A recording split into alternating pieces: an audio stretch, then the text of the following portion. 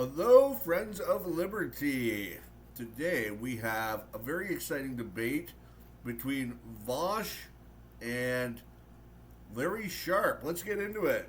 Libertarian socialism. And the reason why I wanted to have that conversation is that I see where the Libertarian Party is going and where it's been. And I want to have an open dialogue with libertarian socialists, and we often don't, right? It's Libertarian unity, not a thing.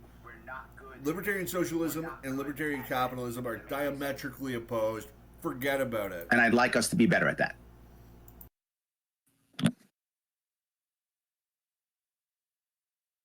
Well, I appreciate that. I don't know where the other guy went, but I appreciate the sentiment. Absolutely. I love talking about this. I think that libertarianism is a term that has a lot of associations in people's minds. And people Yeah. are generally unwilling to hear out alternate forms of libertarian organization. So I'm more than happy to discuss it, and I appreciate your time. Absolutely. No, I'm glad that we're having this conversation. In my view, a lot of libertarians are focused on liberty, right? Are focused only on the idea of liberty and freedom. And that's not where I stand, right? When I ran for office, I brought this up and I bring it up often. The idea is I want us to be about happiness, as silly as that sounds. And I really believe that happiness is the best way to get happiness, or the pursuit of happiness, is to let people be as free as they can possibly be and to pursue happiness to the best of their ability. My policies have never been about abolishing this or abolishing that. They've always been about creating another alternative to monopoly. Me, I'm an abolish guy. Abolish the IRS, abolish the CRA, abolish afuera. For people in the world to be better, to be happier. And when I hear people say things like, well, you know, the alt-right is coming into the party, or lib socks are coming into the party. If they're ready to help me make people happier, I'm in. If they're not, I'm not. That's really where I stand. No concern for ideological purity. Well, I always appreciate the big tent approach. It's how I try to handle things too, best as I can. Yeah, I'm a libertarian socialist. I share your opinion. Freedom is really a means to an end, which is well-being. And freedom means a lot of different things to different people. I think that one of the biggest issues that I have with this discussion with people broadly is an unwillingness to reconcile the difference between positive and negative freedoms. So many libertarians, or I guess traditional libertarians, as I understand them, are very, very interested in the reduction of negative freedom. Essentially, the to remove as many constraints on one's behavior as possible. But sometimes constraints, I think, actually improve a person's freedom. For example, making it illegal to murder. It may prevent us from doing a thing we were otherwise able to do, but it also gives society in general, people, the freedom to live their lives without fear of being murdered, or at least with a significantly reduced fear. I think that in many cases, many of the things that libertarians take issue with, like, say, for example, taxes, actually improve human freedom because they're by which we can lay infrastructure that allows us to better realize our goals. And to me, that idea, that methodology, translates perfectly onto the fundamental tenets of socialism. The idea Equating freedom with well-being or welfare, these are two completely separate things. Freedom means you can go about your life as you see fit, whereas welfare refers to material standard of living. Taxes necessarily infringe on our economic freedom, our ability to spend our income as we please. This in turn negatively impacts on both our well-being and our happiness, our utility, since when we spend our money on ourselves, it goes towards our most highly valued ends, towards the greatest utility. Whereas when the state spends our money, it's decisions that politicians make or bureaucrats on the basis of what's expedient. And while some government spending might go to things like roads or education or healthcare that have direct tangible benefits to us, a lot of it doesn't. A lot of it is spent on things which aren't productive or things which are counterproductive, like waging wars of aggression in the Middle East, or imposing a regulatory regime which cripples small business and allows established business interests to flourish. Do we really benefit from the layers upon layers of bureaucracy? And what about the special interests, the people who get politicians elected in exchange for their share of the taxpayer loot? There's also a tendency with politicians or with government spending to go for the grandiose, like putting a man on the moon. That might be a great source of national pride, but if you look at the expense, it's really hard to justify such an elaborate program at a time when so many families are struggling to get by. Are probably both better managed and more ethically organized if they're run by the people who work there, collectively owned by the people who work there. I consider it as natural an extension of our beliefs on democracy. This is why libertarian unity isn't a thing. We're 2 minutes into the discussion and already Vaush is advocating for outright communism, which isn't a surprise. He's a communist. Now, there's nothing stopping businesses from being run on the cooperative model in a market economy, assuming they can get the capital together to start their business. But there's a reason why the traditional separation between capital and labor exists. Workers want their income immediately, and they don't want it tied to the success or failure of the sale of a product.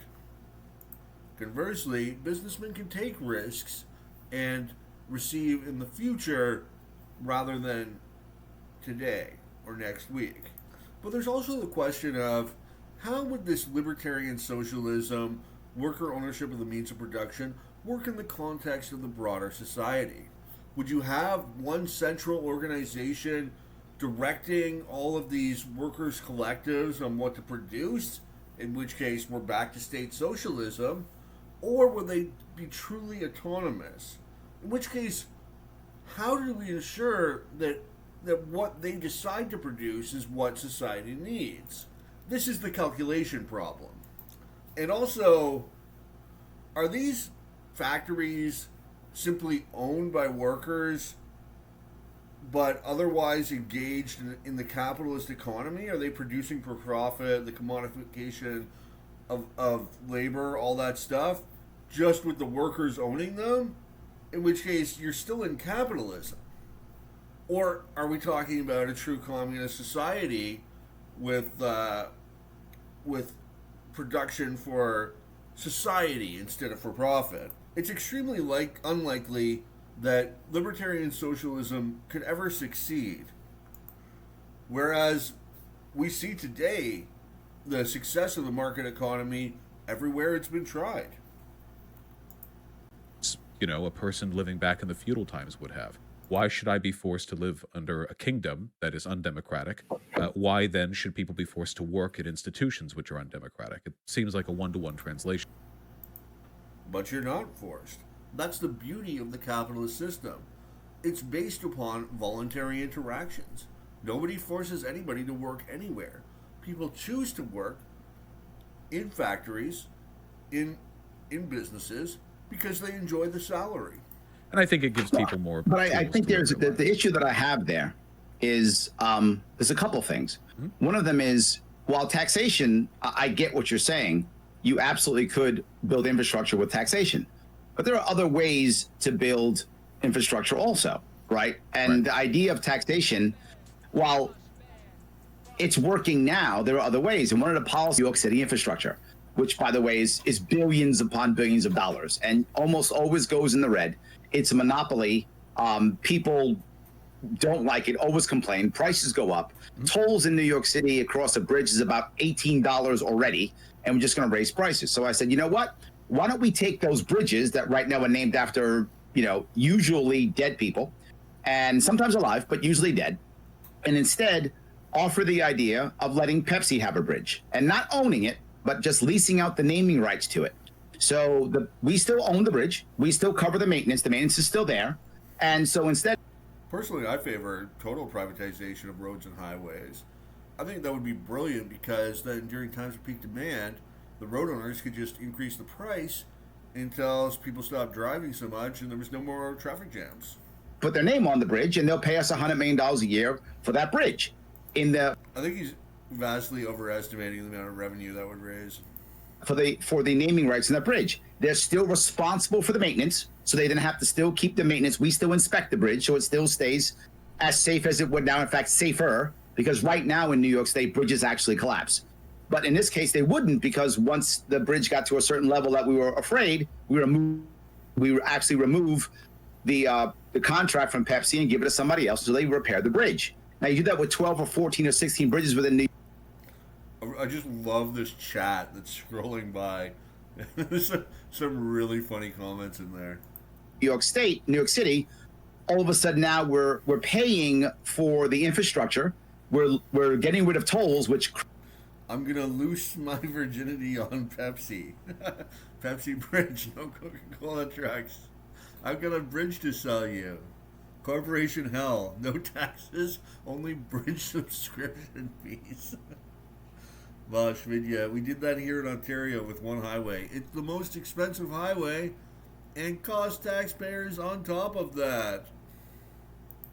Crushes small business owners who are owner operators. The poor people are people who actually come into the city. The wealthy people already live in the city. So the working poor are the ones who have to come in. So their actual service is better. We've lowered taxation and we've come up with an answer that can still fund infrastructure. Right? This is the types of things that I bring up constantly. I'll go one more. New York City has the largest metro, the largest subway system. Okay, Larry Sharpe coming off with some real clown vibes right now. In the country. And it is, of course, also always underwater financially. So why don't we at night instead allow those subway systems to be used every other train, which is shut down anyway because of normal traffic, and make it freight trains? So we allow freight to come in from outside the city into the city, and we allow whatever large organization wants to deal with Amazon or FedEx or whatever. And all of a sudden now those start coming in. They will have to rebuild the infrastructure to make the larger tunnels and all those things. All those things, they have it. They would love to have hubs, less trucks into the city, which means less wear and tear on infrastructure, less danger for individual pedestrians, no more 18-wheelers coming into New York City. And again, they pay for it, which means now we can have a metro system that is at least the same, if not cheaper, and higher quality. And I think all that happens without even one... Can we get a Harvey Weinstein bridge?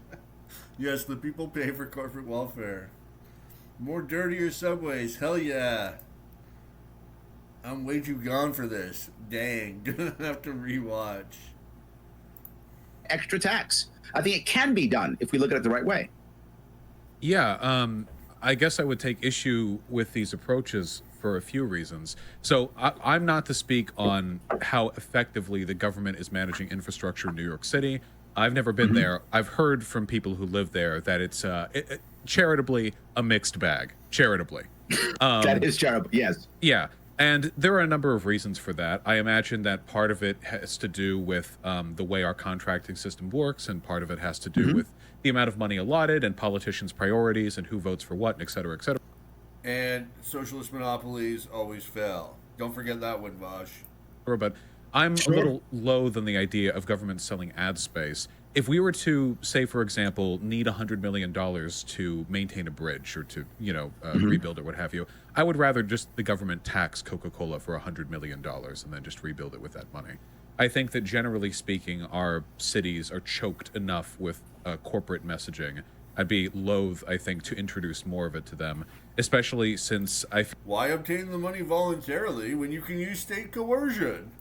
Feel like down the line that could establish a very uncomfortable precedent where we privatize key parts of infrastructure, and at that point we no longer have a single agency to hold accountable, like a Hold on, there are two things that I want to bring up here on this. The first one is we're not privatizing anything, right? Why not? Ownership. I'm a business guy. Boo earns. Ownership stays with the organization. So the city or the state still owns the actual... What sort of libertarian is anti-privatization? That's the whole message. Privatize everything. Property. We're only leasing out naming rights. That's all we're doing. This guy has been kowtowing to the socialist left for way too long. You could tell he's a New York City libertarian. We are not giving the bridge away at all. Wait, Murray Rothbard was from New York for a long time. Or we retain it. So they can't decide to, we're going to raise taxes, or we're going to make a toll, or we're going to shut it down. That does not happen at all. So we still own it. So that's a key distinction to make sure we're... Maybe Larry Sharpe is a psyop to go confuse statists with ridiculous ideas that are just as stupid as their own, so they spend time marveling about it instead of, trying to extort the economic class. Clear, there's no privatization in this plan whatsoever. We still retain the asset. That would certainly be preferable. I'm not sure if just advertisement rights alone would ever be enough, even for a company as large as Coca-Cola, to meaningfully pay for the expenses associated with a large bridge, though. I feel like there would have to be some other concession, or if the ad space was sold, they would only... Okay, they can sell Coca-Cola bottles to passerbys as well. Only be paying for a fraction of its cost. Whereas increasing taxes on Coca-Cola, in addition to making me very happy personally, would also... Why do these commies have such a hard-on for taxes? Potentially cover that windfall quite a bit. Oh, right. With the freight trains using the metro lines thing, I know that getting infrastructure built and expanded in New York City is difficult because that city is about as choked as you can get. I don't know logistically how effective it would be to allow freight trains to use metro lines. I don't know. I guess it's possible. It's not, which means they have to rebuild. Flying cars. That's the point. You're right. It's not. You are correct. It is not logistic. It's not feasible right now at all. They would have to rebuild it, which would give us an entirely rebuilt system. That's the point. You're totally correct. You can't just take freight trains and put them on the subway lines. That's true. So we'd have to rebuild the entire thing, and that's the way of rebuilding the system without having to tax people. That's the whole point, right? I'm with you on that. Then?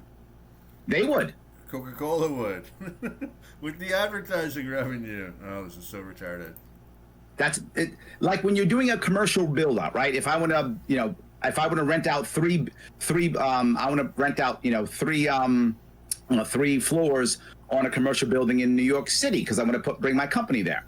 Okay, well, they give me 6 months to a year to build it out. They don't charge me rent for that time, but I build it out. I spend it, and I don't, give me 6 months rent. I spend it. Boom. Now I start paying rent on the building once I build it out. Same thing here. Now, why do you do that? This guy's not even a libertarian. Because they got to stop paying rent on it without using it. So it encourages a quick growth and quick building so that they can use it. Michael Larry, they'll make it shoddy. If they make it shoddy, their own trains are trashed. So they're not going to make it shoddy because it will hurt them. So they'll obviously make it well enough for their own trains to get by. Okay. It's not like corporations don't have corruption either, or that corporation... Wage theft. I mean, we know they do. The greatest form of wealth in America, by far, is wage theft. Or sorry, not wealth, theft. The greatest form is wage theft. It exceeds any other type of theft. Burglary, robbery, all of it. I'm so certain this isn't actually true, but I haven't found anything that debunks it yet. Table or what have you. So corporations have a proven tax record of engaging in behavior in these respects as well. I don't know if the problems with the government organization of wealth are things we can't fix if we don't want to. Because there are other countries that have solved these problems, or at least they don't deal with them to the same extent. We should focus on fixing our tax code. We should focus on rolling capital gains tax up, like Biden proposed, 39.4% instead of 20%, so that people can... Other countries have the exact same problem. Sweden, for example, had a real problem with the runaway welfare state, which culminated in austerity measures in the 90s just to keep the whole fiscal house in order.